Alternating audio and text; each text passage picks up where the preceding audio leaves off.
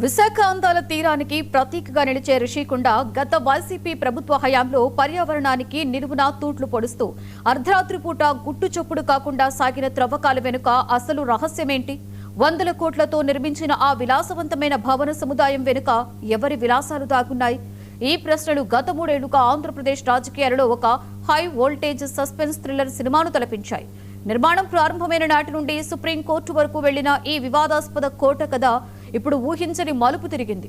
కోట్లాది రూపాయల ప్రజాధనంతో నిర్మించిన ఈ వివాదాస్పద ఆస్తిని ఎలా వినియోగించాలనే దానిపై చంద్రబాబు ప్రభుత్వం సుదీర్ఘంగా మంతనం చేసిన అనంతరం ఓ సంచలన నిర్ణయం తీసుకుంది. రిషికొండ భవన సముదాయాన్ని ఒక ఇంటర్నేషనల్ లెవెల్ పర్యాటక కేంద్రంగా తీర్చిదిద్దేందుకు ఏపీటీడీసీ రంగంలోకి దిగింది. ఒకప్పుడు రహస్యాలకు కేర్ ఆఫ్ అడ్రస్ గా ఉన్న ఆ భవనంలోకి సామాన్యుడు ఎంట్రీ ఇచ్చే రోజులు దగ్గర పడుతున్నాయి.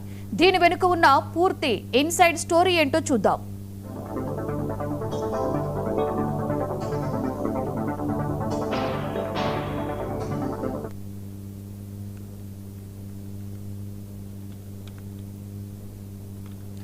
విశాఖ రిషికొండపై నిర్మించిన ఈ భారీ భవన సముదాయం పునాది పడిన మొదటి క్షణం నుండే ఒక మిస్టరీ క్రైమ్ థ్రిల్లర్లా సాగింది.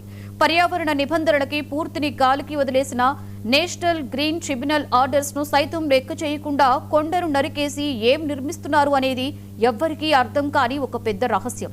ప్రజలు వెళ్లకుండా కొండ చుట్టూ భారీ ఇనుప కంచెలు, వెలుపల భారీగా మోహరించిన కాకి బలగాలు, అర్ధరాత్రి వేళల్లో సాగిన రహస్య త్రవ్వకాలు చూసి ఉత్తరాంధ్ర ప్రజలు విస్తుపోయారు.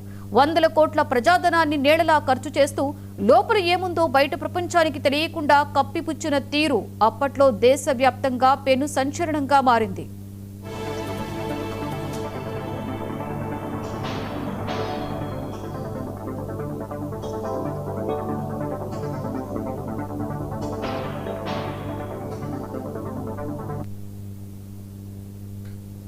ఎప్పుడైతే రాష్ట్రంలో ప్రభుత్వం మారిందో ఆ కోట తలుపులు తెరుచుకున్నాయి. లోపల ఉన్న దృశ్యాలు చూసి దర్యాప్తు అధికారులతో పాటు యావత్ దేశం ముక్కున వేలేసుకుంది.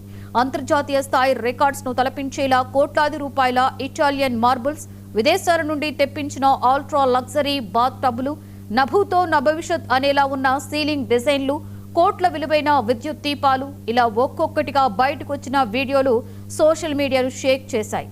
అధికార ప్రతిపక్షాల మధ్య తీవ్రస్థాయి పొలిటికల్ వార్ నడిచింది. ప్రజాధనంతో ఇంతటి విలాసవంతమైన భవనాన్ని ఒకరి సొంత అవసరాల కోసం ఎలా నిర్మించారు అంటూ ప్రతిపక్షాలు కోర్టులకెక్కాయి.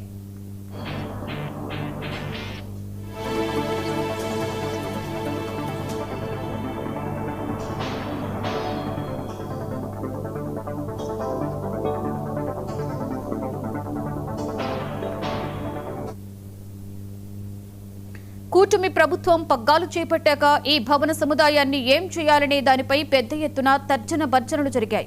అంత ఖరీదైన భవనాన్ని ప్రభుత్వ కార్యాలయాలుగా మారిస్తే దాని విలువ దెబ్బతింటుందని కొందరు, కాదు దాన్ని అలాగే వదిలేస్తే ప్రజాధనం వృధా అవుతుందని మరికొందరు వాదించారు. ఈ నేపథ్యంలో ప్రభుత్వం 5 సభ్యులతో కూడిన ఒక ప్రత్యేక నిపుణుల కమిటీని రంగంలోకి దింపింది.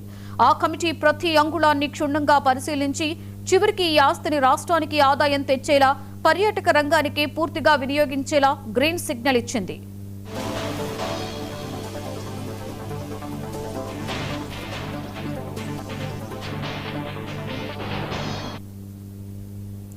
కమిటీ సిఫారసులతో ఆంధ్రప్రదేశ్ పర్యాటక అభివృద్ధి సంస్థ ఒక సంచలన ప్రకటనతో ముందుకొచ్చింది. రిషికొండ హిల్ టాప్ భవన సముదాయాన్ని లీజు, నిర్వహణ మరియు అంతర్జాతీయ స్థాయి అభివృద్ధి కోసం అప్పగించేందుకు సిద్ధమైంది. కేవలం భవనాలే కాదు, దానికి ఆనుకుని ఉన్న 9 ఎకరాల వ్యూహాత్మక భూమిని కూడా ఈ ప్రాజెక్టులో చేర్చింది. గ్లోబల్ లెవెల్ ఆతిథ్య రంగ సంస్థలను ఆకర్షించేందుకు ఆసక్తి వ్యక్తీకరణలను ఆహ్వానించింది. ప్రపంచ ప్రఖ్యాతిగాంచిన 5 స్టార్ హోటల్ చైన్లు, లగ్జరీ రిసార్ట్ డెవలపర్లు జూలై 10, 2026 సాయంత్రం 5 గంటలలోపు తమ ప్రతిపాదనలను సమర్పించాలని డెడ్ లైన్ విధించింది.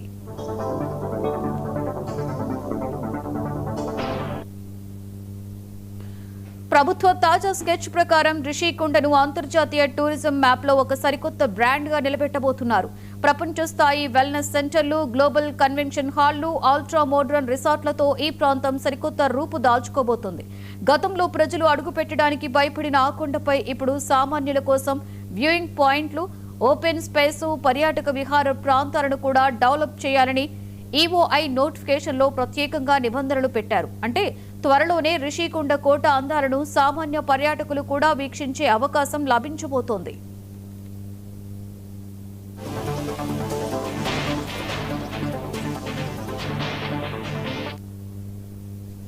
ఒకప్పుడు రాజకీయ కక్షలకు, పర్యావరణ విధ్వంసానికి, పాలకుల విలాసవంతమైన రహస్యాలకు నిలయంగా నిలిచిన రిషికొండ భవనం ఇప్పుడు ఆంధ్రప్రదేశ్ పర్యాటక రంగానికి ఒక గేమ్ చేంజర్ గా మారబోతోంది.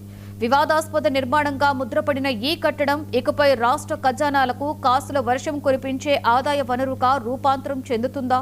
గ్లోబల్ ఇన్వెస్టర్స్ ను ఆకర్షించి విశాఖ నగర కీర్తిని ప్రపంచ స్థాయికి తీసుకువెళుతుందా అనేది కూడా చూడాలి.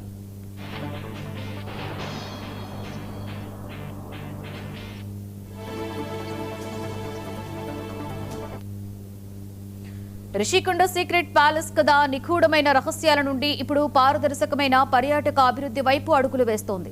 రాబోయే జూలై 10వ తేదీన రాబోయే టెండర్ల దరఖాస్తులను బట్టి ఈ కోటను ఏ అంతర్జాతీయ సంస్థ చేతుల్లో పెట్టబోతున్నారు అనేది తేలిపోనుంది. ఏది ఏమైనా 100 కోట్ల ప్రజాధనం వృధా కాకుండా దాన్ని ప్రజల ఆస్తిగా మార్చాలన్న ప్రభుత్వ నిర్ణయంపై సర్వత్రా హర్షం వ్యక్తమవుతోంది.